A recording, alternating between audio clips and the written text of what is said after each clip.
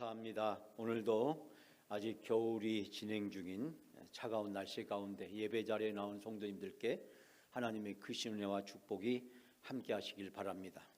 우리의 인생은 마치 한 편의 영화나 드라마와 같습니다. 그런데 우리가 영화나 드라마를 볼 때 우리가 이야기 속으로 빠져들게 될 때 감동을 받게 됩니다. 그런데 어느 때 우리가 그 이야기 속으로 빠져들까요? 영화에 나오는 또 드라마에 나오는 내용이 마치 우리의 인생의 한 장면이라고 느껴질 때, 또 영화에 출연하고 있는 주인공이나 아니면 그 영화에 등장하는 배우들이 마치 내 인생과 같다고 느껴질 때 우리는 그 영화나 드라마에 몰입을 하게 되고, 그때 우리는 울고 웃곤 하게 됩니다.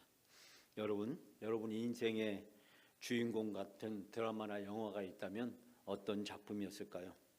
여러분, 저는 오래전 아주 제가 어렸을 때 보았던 TV 드라마 여로를 잊지 못합니다. 그때 월남에 가셨던 작은아버지가 저희 집에 작은 텔레비전을 하나를 사오셨습니다.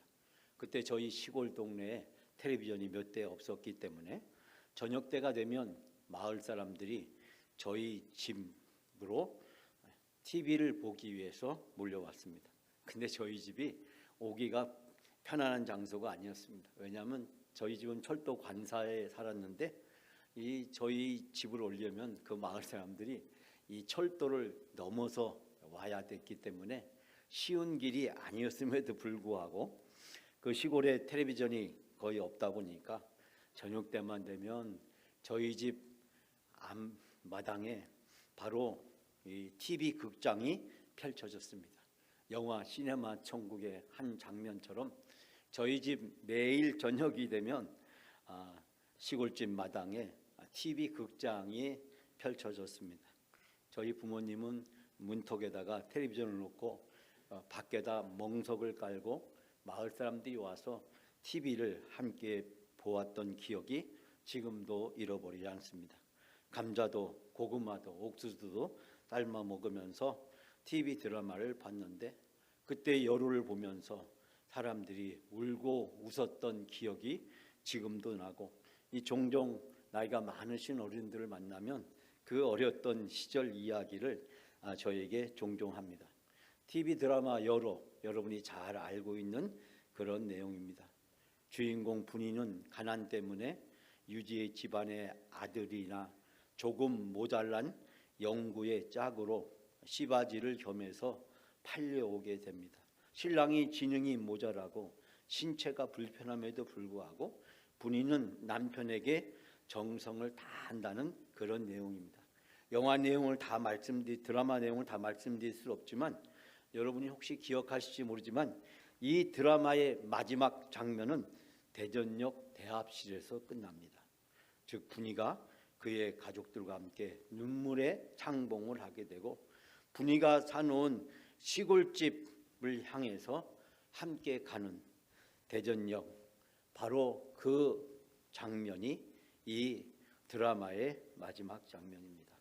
남들보다 부족하고 어렵고 힘들었던 삶을 살았던 그때 우리의 시절의 이야기를 이 드라마는 담고 있기 때문에 그때 많은 사람들이 이 드라마를 보면서 웃다가 울다가 그러면서 함께 살아갔던 인생의 이야기를 잊을 수가 없습니다. 여러분, 세상에서 강함이 약함이 되고 세상에서 약함이 강함이 되는 그 놀라운 이야기를 이 드라마는 담고 있습니다. 여러분, 오늘 우리가 함께한 사도 바울의 고백이 마치 이와 같습니다. 고린도시는 당시 화려한 항구 도시였습니다. 로마로 가는 길목에서 부와 그리고 문화가 넘쳐났습니다. 많은 사람들이 이 고린도시에 와서 자기의 잘남을 뽐내고 자랑했습니다. 철학과 지혜를 통해서, 그리고 화려한 웅변수를 통해서 어떻게 하면 사람들의 마음을 사로잡고 누가 더 지혜로운가, 누가 더 잘났는가, 그것을 드러내는 것이 이 도시 고린도 사람들의 큰 자부심이었습니다. 당대 최고의 지성과 수사학이 넘실대던 이 고대 도시 고린도의 그 화려한 이면 속에서 자신의 약함을 무기 삼아서 복음의 진리를 전파하는 한 사람이 있었습니다. 그 사람은 바로 우리가 오늘 본문에 등장하는 바울입니다. 바울은 세상에 자랑할 것이 많은 사람이었지만 그는 모든 것들을 내려놓고 자기의 약함에 의지해서 하나님의 복음을 전파하게 됩니다. 사랑하는 여러분, 저는 오늘 바울이 우리에게 세 가지 말씀으로 우리를 초대하고 있습니다. 첫 번째 바울의 초대는 인간의 지혜를 버리고 오직 십자가만 바라보라고 이야기를 합니다. 자, 우리가 아까 읽었지만 이 말씀에 집중하기 위해서 우리가 1절, 2절을 다 같이 다시 한번 봉독해 올립니다. 형제들아, 내가 너희에게 나아가 하나님의 증거를 전할 때 말과 지혜의 아름다운 것으로 아니하였나니 내가 너희 중에 예수 그리스도와 그가 십자가에 못 박히신 것 외에는 아무것도 알지 아니하기로 작정하였습니다. 아멘. 형제 자매 여러분, 나도 여러분에게 가서 하나님의 비밀, 즉 복음을 전할 때 내가 훌륭한 말이나 지혜로 하지 않았습니다. 나는 여러분 가운데 예수 그리스도의 십자가에 달리신 그분 밖에는 아무것도 알지 않기로 작정했다라고 그렇게 이야기를 합니다.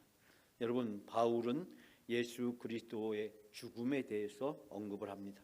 그리고 예수 그리스도를 통해서 우리가 구원받았음을 그는 고린도시에 살고 있던 사람들에게 전파했습니다. 즉 바울이 고린도시에 가고자 했던 유일한 목적은 바로 복음을 증거하는 것이었습니다. 즉 예수 그리스도와 그분이 십자가에 못 박히신 것, 왜 예수 그리스도가 이 세상에 오셨는지, 그리고 예수 그리스도가 어떤 말씀을 전하셨는지, 그리고 예수 그리스도가 왜 십자가에 죽으셔야만 했는지, 그리고 그 예수 그리스도를 통해서 우리가 죄사함을 받고 어떻게 구원을 받게 되었는지, 예수 그리스도가 우리에게 보여주신 그 복음의 삶을 바로 사도 바울은 고린도시에 살고 있던 사람들에게 전파했습니다. 바울은 오늘 말씀에서 이야기하기를 바로 모든 것을 알지 않기로 작정했다. 즉 예수 그리스도의 십자가와 복음만을 전하기를 원했다라고 이야기를 하고 있습니다. 바울이 이렇게 다짐했던 것은 그가 헬라의 그 철학과 지혜를 동원해서 전도하려다가 실패했던 아테네에서의 경험을 반영한 것이었습니다. 여러분이 알다시피 그리스의 당시의 중심은 바로 바로 아덴이라는 이 도시였습니다. 그곳에 가서 사도 바울은 자기가 가진 지식을 동원해서 복음을 전하려고 했습니다. 바울은 당시의 로마의 시민권을 가지고 있었습니다. 당시 로마의 시민권을 가지고 있는 것은 최고의 신분이었습니다. 당시 로마 제국, 즉 헬라 이 제국 속에서 이 로마의 시민권을 가지고 있는 것은 최고의 신분을 가진 것으로 간주가 되었습니다. 심지어 바울이 예루살렘에 체포됐을 때 내가 로마에서 재판을 받고 싶다. 이 예루살렘의 재판은 부당하기 때문에 내가 이 재판을 받아들일 수 없다라고 이야기했을 때 로마의 시민권을 가지고 있다는 그 한마디 때문에 이 예루살렘 재판부는 재판을 하지 못하고 바울이 원하는 대로 로마에 호송을 보낼 정도였습니다. 그만큼 로마의 시민권은 당대의 최고의 지위와 신분을 인정하는 것이었습니다. 뿐만 아니라 우리다시피 이 바울은 태어난 지 8일 만에 할례를 받았고 그는 유대인 중에 유대인이었고 최고의 율법학자 밑에서 수학을 했던 사람이었습니다. 그는 로마의 시민 중에서 최고의 신분을 가지고 있었고 또 유대인으로 종교적으로 보아도 그는 다른 사람과 비교할 수 없는 훌륭한 신분을 가지고 있었습니다. 이처럼 바울은 자신만만하게 아테네에 가서 자기가 가진 이 모든 지식을 동원해서 복음을 전하려다가 처절하게 실패했던 경험을 가지고 있었습니다. 즉 바울이 로마의 시민권을 내세워서 그리고 자기가 는 율법의 지식을 가지고 복음을 전하려고 했을 때 예수 그리스도는 온데간데 없이 사라지고 오로지 바울의 똑똑함과 잘남과 유능함과 그리고 바울의 지식만이 드러냈기 때문입니다. 예수님은 십자가는 온데간데 없어졌습니다. 결국 그는 아덴 사람들에게 복음을 전하는데 실패하게 되었습니다. 사랑하는 여러분, 바울의 시대뿐만 아니라 오늘 우리 시대를 살아가는 우리들도 우리의 강점, 우리의 잘남, 우리의 강함을 숭배하고 의지하는 경우가 얼마나 많습니까? 카카오톡, 페이스북을 비롯해서 여러 가지 SNS 매체를 통해서 사람들은 어떻게 하면 내가 성공했는지, 내가 남들보다 못하는 것을 성취했는지를 자랑하기 위한 이야기로 가득 차 있습니다. 심지어는 이 절벽 협곡에서 세상에서 가장 멋진 드라마틱한 장면을 사진으로 찍다가 절벽에서 추락해서 결국 목숨을 잃은 사람의 이야기를 우리는 TV나 인터넷에서 종종 그런 토픽을 듣게 됩니다. 가장 멋진 장면을 연출해서 사람들에게 내가 가진 것들을 보여주려고 하다가 목숨을 잃은 안타까운 사람들의 이야기입니다. 그처럼 오늘날 우리 사회는 자기 자신의 그 장점을, 성공을, 성취를 다른 사람들에게 드러내고 뽐내려고 하는 것에 많은 사람들이 몰입하고 있음을 발견하게 됩니다. 서점에 가보면 어떻게 하면 인생에서 성공할 수 있는지, 자기의 내면을 개발해서 강한 사람으로 될 수 있는지 자기 개발서들이 끊임없이 사람들에게 인기를 끌고 있는 것을 보게 됩니다. 실패는 숨겨야 될 부끄러움이 되었고 약함은 극복해야 될 결점이 되었습니다.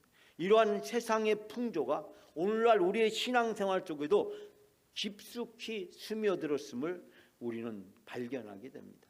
교회 안에서 우리는 다른 사람들에게 우리가 믿음이 좋은 사람이다라고 보이고 싶어합니다. 기도의 응답을 많이 받은 간증을 하고 싶어하고 봉사를 통해서 이룬 내 신앙의 과거의 이력을 사람들에게 면류관처럼 늘어놓기도 하고 성경의 지식이 얼마나 깊은지 기도나 대화를 통해서 은연중에 내세우기 위해서 골몰을 하기도 합니다. 그러나 정작 나의 깊은 영적인 침체나 끊어내지 못하는 나의 죄악의 문제, 기도에도 해결되지 않는 내 삶의 고난과 같은 약함은 다른 사람들에게 드러내거나 고백하려고 하지 않습니다.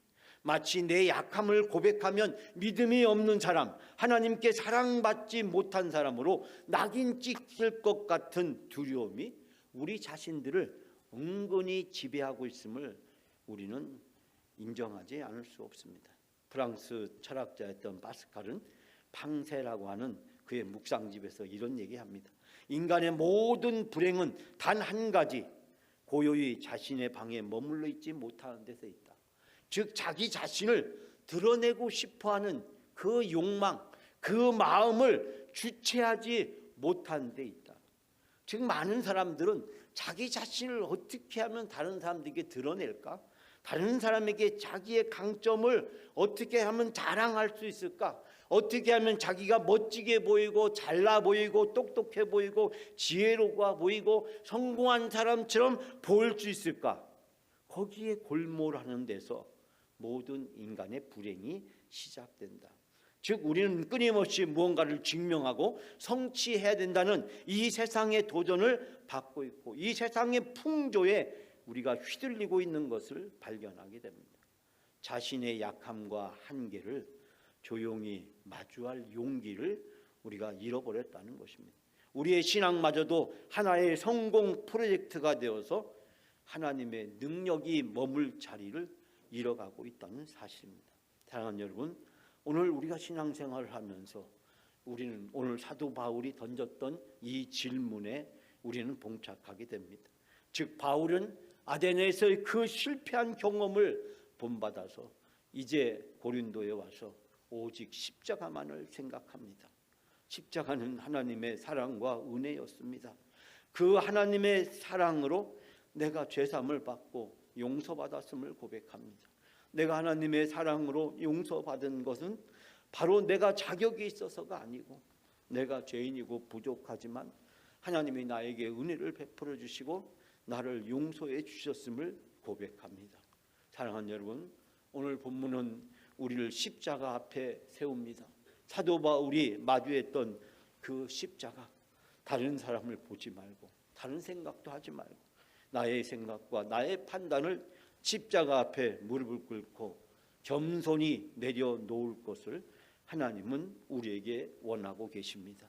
사랑하는 여러분, 십자가 앞에서 오직 하나님만 바라보고 내 자신을 무릎을 꿇게 될 때 하나님의 놀라운 은혜와 풍성한 축복이 우리 가운데 역사하게 될 줄 믿습니다.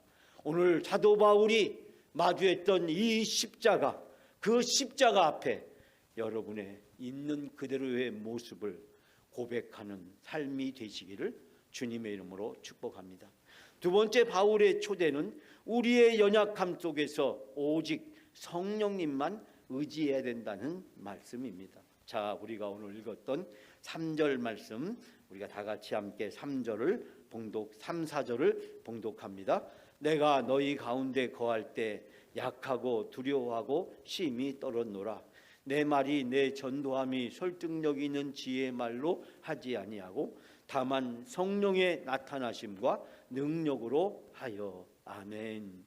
내가 너희 가운데 거할 때, 내가 여러분에게 갔을 때 나는 약하였고 나는 두려워하였고 나는 무척 떨었습니다. 나의 말과 나의 설교는 지혜에서 나온 그럴듯한 말로 한 것이 아니라 성령의 능력이 보여준 증거로 한 것입니다. 사랑하는 여러분, 여기에서 바울이 고백하기를 바로 여러분 앞에 내가 섰을 때 바로 나는 그럴듯한 인간의 말을 가지고 여러분에게 설교를 하고 복음을 전한 것이 아니라 오직 성령의 능력 가운데, 성령의 인도하심 가운데, 성령의 도우심 가운데 내가 여러분에게 복음을 전할 수 있었다라고 이야기합니다. 오늘 4절 말씀에 내 말과 내 전도함이 지혜의 권하는 말로 하지 않고, 여기서 지혜로 권하는 말이란 뜻은 유혹하는 말, 그럴듯한 말, 우리가 다른 사람들에게 우리 자신을 표현하기 위해서 다른 사람을 이해시키고 설득시키고 동의를 얻어내기 위해서 때로는 그럴듯한 말을 사용하고 때로는 다른 사람에게 동의를 얻어내기 위해서 유혹하는 말을 사용하게 됩니다. 인간의 이성을 교묘하게 사용해서 유혹하는 말, 인간의 지혜와 지식을 만들어낸 이 설득조의 말을 통해서 사도 바울은 복음을 전하려고 하지 아니했다라고 이야기하고 있습니다. 그것은 아데네에서 바로 바울의 철저한 실패의 경험을 반영하고 있습니다. 바울은 자기가 똑똑한 줄 알았습니다. 자기가 능력이 있는 줄 알았습니다. 사실 바울의 조건을 보면 똑똑해 보이고 능력이 보입니다. 그는 모든 사람이 부러워하는 것을 충분히 갖추고 있었습니다. 바울은 그 강점을 이용해서 자기의 자랑을 덧붙여서 내가 얼마나 이 헬라 말을 유창하게 잘하고 헬라 철학에 정통한지, 또 뿐만 아니라 내가 얼마나 유대 율법에 정통한 지식을 가지고 있는지, 그 모든 것들을 다 동원해서 자기의 잘남과 능력이 있음과 자기의 신분의 강점을 이용해서 복음을 전하려고 했다가 아테네 사람들에게 철저하게 외면을 당하는 쓰라린 경험을 가지고 있었습니다. 그는 사람을 설득하고 사람을 이해시키려고 했던 것에 자기 자신의 실패했던 경험을 반영하고 있습니다. 사랑하는 여러분, 세상에서는 화려한 웅변술이나 화려한 말들이 필요했고, 당시 이 고린도시에는 누가 더 화려한 웅변술과 화려한 말을 구사하느냐가 그 사람의 잘남과 그 사람의 똑똑함과 능력을 표시하는 중요한 수단이었고 일반적인 풍조였기 때문입니다. 그런데 세상의 지혜가 부각되면 부각될수록 십자가의 도가 헛되게 만든다는 사실을 사도 바울은 뼈저리게 경험을 했습니다. 그래서 그는 오직 성령의 능력이 보여준 대로 내가 이제 복음을 전한다라고 이야기합니다. 여러분, 우리들은 연약합니다. 우리들은 쉽게 넘어지고 유혹에 넘어갑니다. 하나님만 의지해야 되는 세상인데 우리는 우리 자신을 의지하는 경우가 너무 많습니다. 별 볼 일 없는 우리 자신을 의지합니다. 신앙생활을 하면서 하나님보다 성령보다 말씀보다 앞서지 말아야 되는데 우리 자신을 앞세우고 우리의 경험과 지식을 더 중요하게 생각하고 세상의 풍조의 눈치를 보면서 이 세상에 적당히 맞추어서 살아가려고 합니다. 자꾸 내 감정과 지식과 경험을 의지하고 기분 내키는 대로, 마음 내키는 대로, 몸 가는 대로 행동하려고 합니다. 오늘 사도 바울은 그런 우리에게 나를 내려놓으라고, 그리고 하나님의 능력을 주시는 성령님을 의지해야 된다라고 이야기합니다.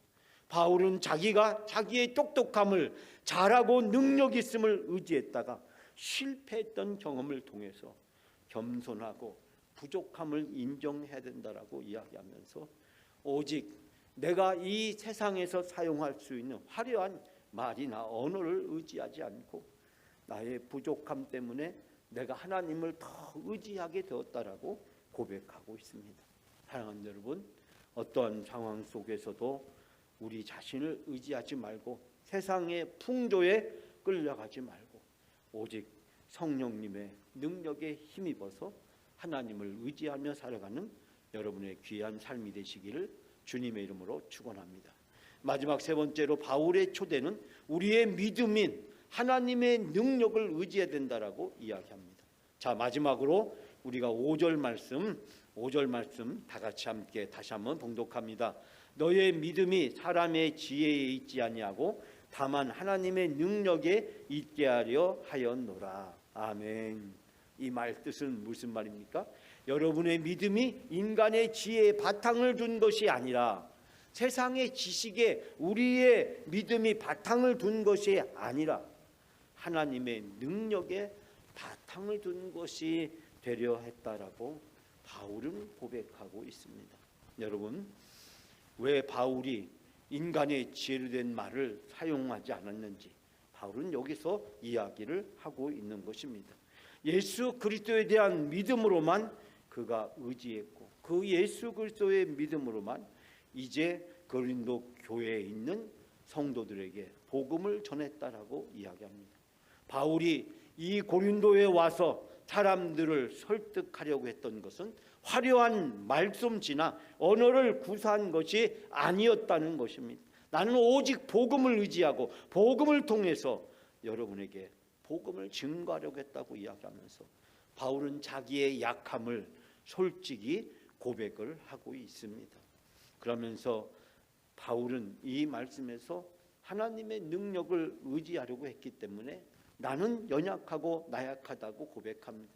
바울의 약함은 하나님의 능력이 마음껏 일하시도록 하는 통로가 되었음을 고백하고 있는 것입니다. 만약에 바울이 화려한 언변으로 아데네에서 했던 것처럼 그의 지식과 철학과 잘남과 능력을 동원해서 고린도 교인들을 설득하려고 했다면 고린도의 사람들은 바울을 칭찬하고 인정했을 것입니다. 저 사람 똑똑해, 잘났어, 능력 있어, 저 사람 대단하구만.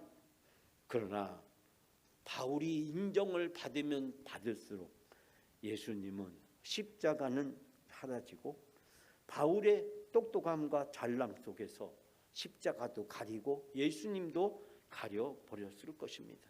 바울은 자신의 약함과 떨림으로 오직 십자가만을 전했을 때 고린도에 있는 많은 사람들은 이 바울의 설교를 통해서 그들의 삶이 변화할 수가 있었습니다. 신학자 마르틴 루터는 이렇게 이야기합니다. 세상의 성공과 영향 속에서 하나님을 찾으려고 하지만 하나님은 가장 낮고 약한 십자가 위에서 자신의 사랑과 능력을 천하게 드러내셨다. 여러분, 세상은 성공과 영향 속에서 하나님을 찾으려고 자기의 잘나고 능력하고 똑똑한 것을 드러내고 그것을 통해서 자기 자신을 뽐내려고 하지만 하나님은 가장 낮고 약한 십자가 위에서 자신의 사랑과 능력을 찬란하게 보여주셨다라고 이야기합니다. 훗날 고린도서 12장에서 바울은 이렇게 고백합니다. 나에게 이르기를 내 은혜가 내게 족하도다. 이는 내 능력이 약한 데서 온전하여 짐이라. 그러므로 도리어 크게 기뻐함으로 나의 여러 약한 것에 대해서 자랑하리니 그리스도의 능력이 내게 머물게 하려 합니다. 우리의 약함이 더 이상 저주나 결점이 아니라 단점이나 부족함이 아니라 전능하신 하나님의 거룩하신 능력이 머무는 공간, 지성소가 된다는 사실입니다. 내가 약합니다. 내가 부족합니다. 나는 할 수 없습니다. 인정하면 할수록 바로 그 지점이 하나님께서 이제 내가 하겠다라고 우리에게 말씀합니다. 사랑하는 여러분, 내가 할 수 없습니다. 나는 부족합니다.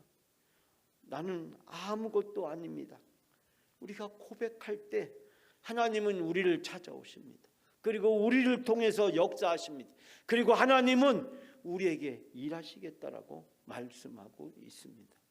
사랑하는 여러분, 오늘 바울은 유창한 말솜씨나 인간적인 지혜에 의지하지 않고 오직 예수 그리스도의 십자가와 성령의 능력만 의지하겠다라고 고백합니다. 우리의 신앙생활은 우리 자신을 뽐내고 드러내고 우리 자신의 잘남을 자랑하는 데 있는 것이 아니라고 하는 사실을 발견하게 됩니다. 내 약함이, 내 부족함이, 내 상처와 나의 단점과 나의 아픔과 실패 때문에 우리는 때로는 고통스럽고 힘들 때가 있지만 그러나 그 모든 것은 나를 겸손하게 하고 내가 하나님 앞에 나가게 하고 하나님을 의지하게 하고 하나님의 풍성한 은혜와 축복을 누리는 통로가 됩니다.